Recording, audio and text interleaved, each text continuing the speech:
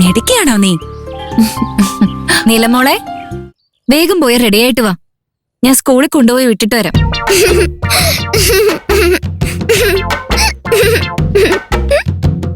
എന്താ നീലമോളെ, എന്തിനാ ചിരിക്കുന്നെ? ആന്റി, ആന്റിയുടെ ചോദ്യം എനിക്ക് മനസ്സിലായി. ഇന്ന് സൺഡേയാ, സ്കൂൾ ലീവാ. അയ്യോ, ശരിയാണല്ലോ, ഞാൻ അക്കാര്യം മറന്നേ പോയി. ശരി, ഓക്കെ. നാളെ മൺഡേ ആണല്ലോ. നാളെ നിനക്ക് സ്കൂൾ ഉണ്ടാവുമല്ലോ.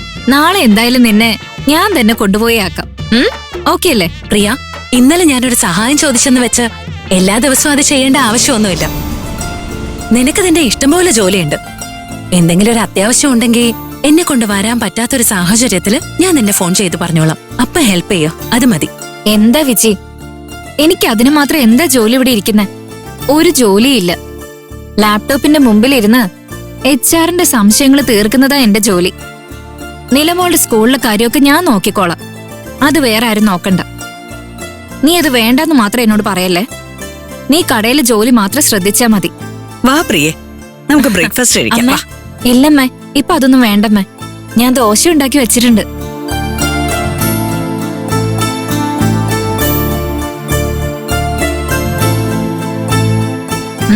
വിജി, നിന്റെ അമ്മ വന്നതിന് ശേഷം വീട്ടിലൊരു ഐശ്വര്യമൊക്കെ വന്നിട്ടുണ്ടല്ലോ. കുറെ നാളുകൾക്ക് ശേഷം നിനക്കും കുറച്ച് റെസ്റ്റ് കിട്ടിയല്ലേ? രാവിലെ കോലം വരയ്ക്കുന്ന സമയത്ത് അമ്മേനോട് പറഞ്ഞു നീ കിടന്ന് ഉറങ്ങാണെന്ന്. ദേ നോക്കി, അമ്മയോടെ വന്നതിന് ശേഷം നിന്റെ ജോലിയില് പകുതിയിൽ കൂടുതൽ അമ്മ ചെയ്യുന്നത് കാരണം നിനക്കിപ്പോ അത്യാവശ്യം റെസ്റ്റ് ഒക്കെ കിട്ടുന്നുണ്ടല്ലേ? അതാ പഴമക്കാര് പറയുന്ന വീട്ടിലൊരു കാരണവരൊക്കെ വേണോന്ന്. പ്രിയ, അമ്മയ്ക്ക് നീ പബ്ലിസിറ്റി പോസ്റ്റർ ഒട്ടിച്ചതൊക്കെ മതി. അയ്യോ, അങ്ങനെയൊന്നും പറയല്ലേ വിജി, ഞാൻ സത്യം പറയുന്നേ. എന്റെ കല്യാണം കഴിയുന്നതിന് മുമ്പ് അമ്മയുടെ കൂടെ ആയിരുന്നപ്പോ എന്നെ ഒരു ജോലിയും ചെയ്യാൻ സമ്മതിക്കില്ലായിരുന്നു. എല്ലാം അമ്മ തന്നെ ചെയ്യുമായിരുന്നു.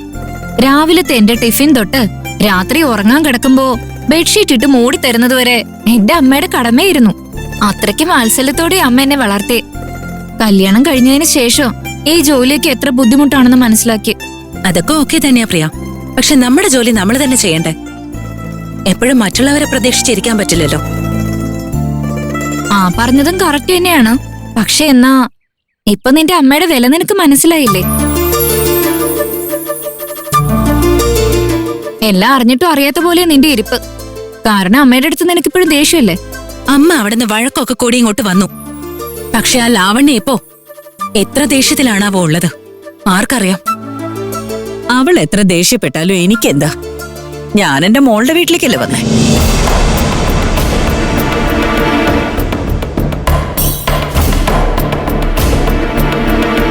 അതെ, അമ്മ ഇവിടുന്ന് പോയില്ലേ, ഇനി തിരിച്ചു വിളിക്കാൻ നിക്കണ്ട.